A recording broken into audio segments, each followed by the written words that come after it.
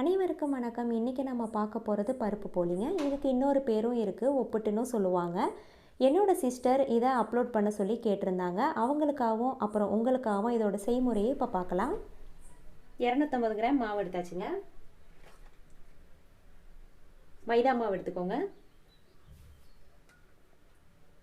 மஞ்சத்தூள், இதில் கொஞ்சமாக ஒரு அரை டீஸ்பூன் அளவுக்கு மஞ்சத்தூள் சேர்த்துக்கோங்க. பொடி உப்பு, அடுத்து தேவையான அளவு உப்பு. இதை தண்ணி சேர்க்காம ஃபஸ்ட்டு இந்த மாதிரி லைட்டாக கிளறி விட்டுக்கோங்க. நல்லா கிளறிடணும். ஆமாங்க, நல்லாவே கிளறிடுங்க. இல்லைன்னா நமக்கு மஞ்சத்தூள் ஆணிக்காங்கன்னா திட்டு திட்டாக நின்றோம்.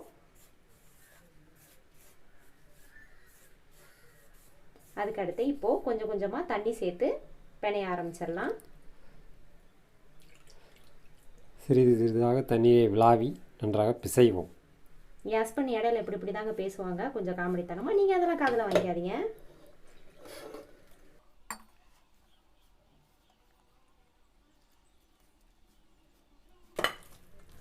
மாவு இந்த அளவுக்கு நல்லா இலக்கமாகவே வந்துடணுங்க. அப்போ தான் நமக்கு தட்டும் போது ரொம்ப சாஃப்டாக இருக்கும், நல்லாயிருக்கும். புரோட்டாவுக்கு பிசைவதை விட சற்று இலக்கமாகவே இருக்க வேண்டும். எலாஸ்டிக் தன்மை. ஆமாங்க, பரோட்டா மாவை விட நல்லா இந்த அளவுக்கு இலக்கமாகவே வரணுங்க. அப்போ தான் ரொம்ப சூப்பராக இருக்கும்.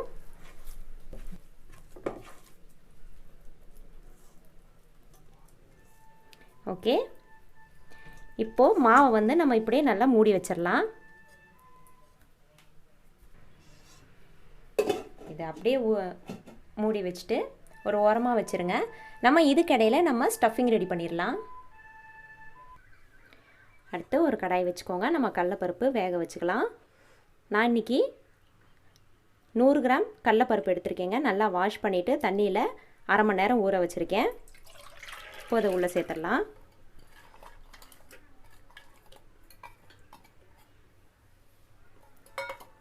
சேர்த்துட்டு இதுக்கு தேவையான உப்பு சேர்த்துக்கலாம்.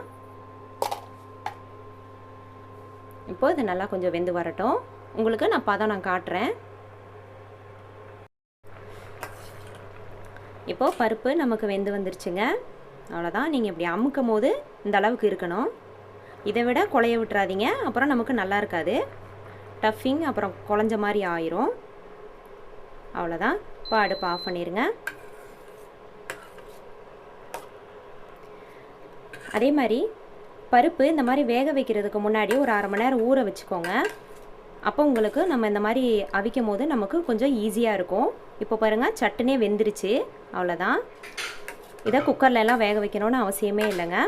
அதே நேரத்தில் நான் வாஷ் பண்ணிவிட்டு ஊற வச்சதுனால அதே தண்ணியோடு சேர்த்துருக்கேங்க. ஏன்னா அதோட கடலைப்பருப்போட சத்தெல்லாம் அதே தண்ணியில் இருக்கிறதுனால நான் சேர்த்துருக்கேன். இப்போது இதை தனியாக வெளியில் எடுத்துடலாம். இப்போ தண்ணியை வடிச்சுக்கலாம். இப்போ இதை இந்த மாதிரி வடிச்சிருங்க.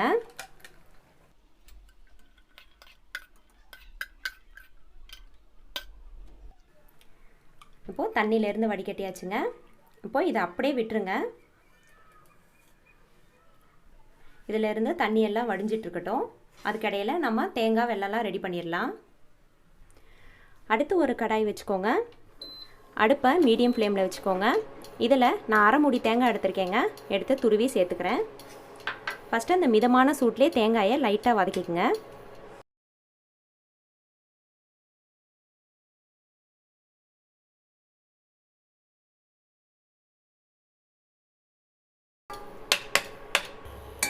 இப்போது தேங்காய் இந்த அளவுக்கு வதங்கினா போதும். இதுக்கடுத்து நம்ம வெல்லத்தை சேர்த்துருவோம். வெல்லத்தோட அளவு பார்த்திங்கன்னா 150 கிராம். இந்த அளவுக்கு சேர்க்கும் போது நமக்கு இனிப்பு கரெக்டாக இருக்கும். ஒருவேளை உங்களுக்கு இனிப்பு கூடுதலாக தேவைப்பட்டுச்சுன்னா இன்னும் ஒரு 50 கிராம் கூட எடுத்துக்கோங்க. ஆனால் இதுவே சரியான அளவு. அடுப்பை மிதமான சூட்லேயே வச்சுக்கோங்க.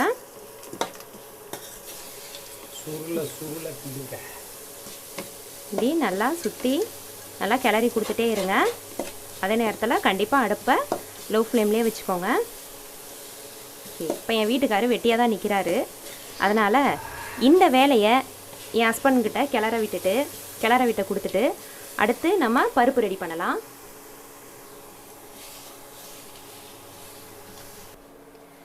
ஒரு மிக்ஸி ஜார் எடுத்துக்கோங்க. நம்ம வேக வச்ச பருப்பை கொஞ்சம் கொஞ்சமாக அதில் சேர்த்துக்கோங்க.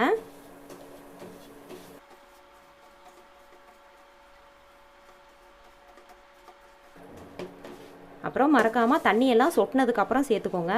அப்போ தான் கரெக்டாக இருக்கும். இப்போது இதை ஜஸ்ட் ஒரு 2 சுற்று மட்டும்தாங்க, அவ்வளோதான். ரொம்ப நைஸாகவும் ஆயிடக்கூடாது. நான் உங்களுக்கு பதம் காமிக்கிறேன். இப்போது மிக்ஸி ஜாரில் அரைச்சிட்டு வந்தாச்சுங்க. இந்த அளவுக்கு இருக்கணும். ரொம்பவும் நைஸ் ஆகிடக்கூடாதுங்க. 1 2 தான் இருந்தாலும் தப்பு இல்லை. நமக்கு அதில் கரண்டியில் போட்டு நம்ம கிளறும் போது அது சரியாக போயிடும். அவ்வளோதான். இப்போது நம்ம அரைச்சிட்டு வந்த பருப்பை இதில் சேர்த்துட்றேன்.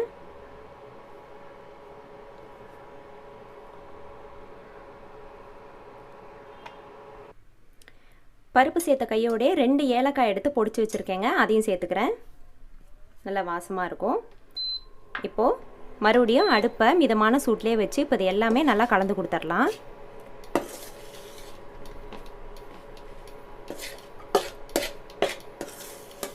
தண்ணி எதுவுமே சேர்க்க வேணாங்க.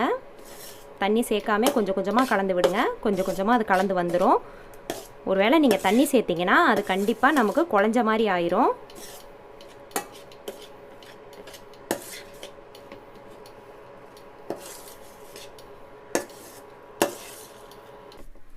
இப்போது எல்லாமே கலந்து வந்தாச்சுங்க.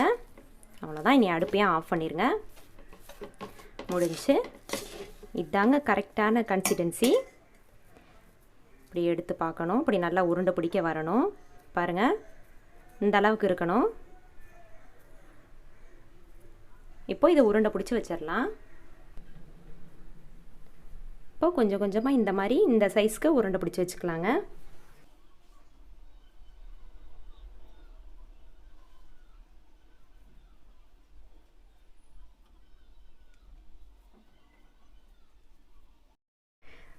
இப்போ எல்லாமே உருண்டை பிடிச்சி வச்சாச்சுங்க. இப்போ அடுத்து பார்க்கலாம். அடுத்து இந்த மாதிரி ஒரு பூரிக்கட்டை வச்சுக்கோங்க. அதுக்கு மேலே இந்த மாதிரி ஒரு பிளாஸ்டிக் கவர் வச்சுக்கோங்க. உங்கள்கிட்ட வாழை இலை இருந்துச்சுன்னா நீங்கள் வாழை இலை வச்சுக்கோங்க. என்கிட்ட இலை இல்லை, அதனால் நான் கவர் யூஸ் பண்ணியிருக்கேன். இப்போது மாவு 1/2 மணி நேரம் நல்லா ஊறி இருக்குல்ல. இதில் ஃபஸ்ட்டு ஒரு கிண்ணத்தில் எண்ணெய் எடுத்து வச்சுக்கோங்க. லைட்டாக அந்த கவரில் தேய்ச்சி விட்ருங்க. அப்படியே அப்ளை பண்ணிடுங்க.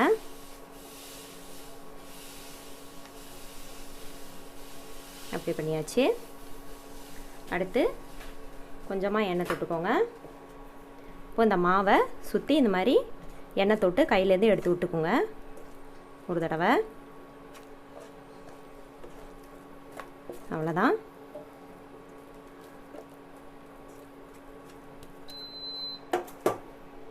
இப்போது மறுபடியும் எண்ணெய் தொட்டு கொஞ்சம் கொஞ்சமாக மாவை எடுத்துக்கலாம். மாவு எடுத்து வச்சுட்டு லைட்டாக ப்ரெஸ் பண்ணி விடுங்க. இதில் நம்ம கடலைப்பருப்பு ஸ்டஃபிங்கை இந்த மாதிரி லைட்டாக ப்ரெஸ் பண்ணிவிட்டு வச்சுருங்க. வச்சுட்டு இப்போ இந்த மாவு எல்லாமே சுற்றி மூடி விட்டுருங்க.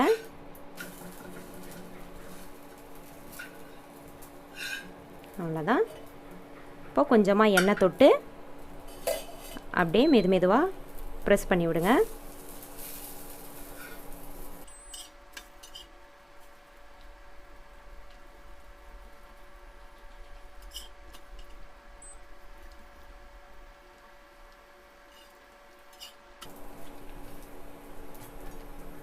அவ்வளோதான். இப்போ இதை தோசைக்கல்லில் போட்டுடலாம். தோசைக்கல் சூடானதும் ஒரு ஸ்பூன் எண்ணெய் சேர்த்துட்டு நம்ம செஞ்சு வச்ச போலியை சேர்த்துருங்க. சேர்த்துட்டு ஒரு பக்கம் வெந்ததும் இன்னொரு பக்கம் திருப்பி போட்டுடலாங்க. திருப்பி போட்டுட்டு அதுக்கு மேலே கொஞ்சமாக எண்ணெய் சேர்த்துக்கோங்க.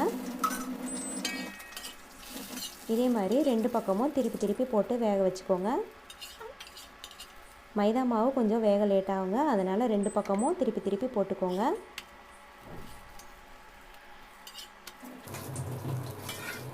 அவ்வளோதாங்க. ரொம்பவே சிம்பிளான ஒரு ஸ்நாக்ஸ் தாங்க. ஈவினிங்கில் செஞ்சு சூப்பராக சாப்பிட்லாம். குழந்தைங்கள்லாம் ரொம்பவே விரும்பி சாப்பிடுவாங்க. அவ்வளோதான். சூப்பராக ரெடி பண்ணிட்டோம். இதே மாதிரி எல்லா மாவையும் ரெடி பண்ணிக்கலாம். இதே மாதிரி போட்டு எடுத்துருங்க. அவ்வளோதாங்க, முடிஞ்சு. ஆஹா, இப்போது நம்ம பருப்பு போலி ரொம்ப சூப்பராகவே ரெடி பண்ணிட்டோங்க. உங்களுக்கு நான் ஒரு போலியை நான் பிச்சு காமிக்கிறேன். பிக்கும் போதே உங்களுக்கு தெரியும் எந்த அளவுக்கு சாஃப்டாக இருக்குன்னு பாருங்கள். உள்ளே இருக்கிற ஸ்டஃபிங் கூட நமக்கு குலையவே இல்லைங்க.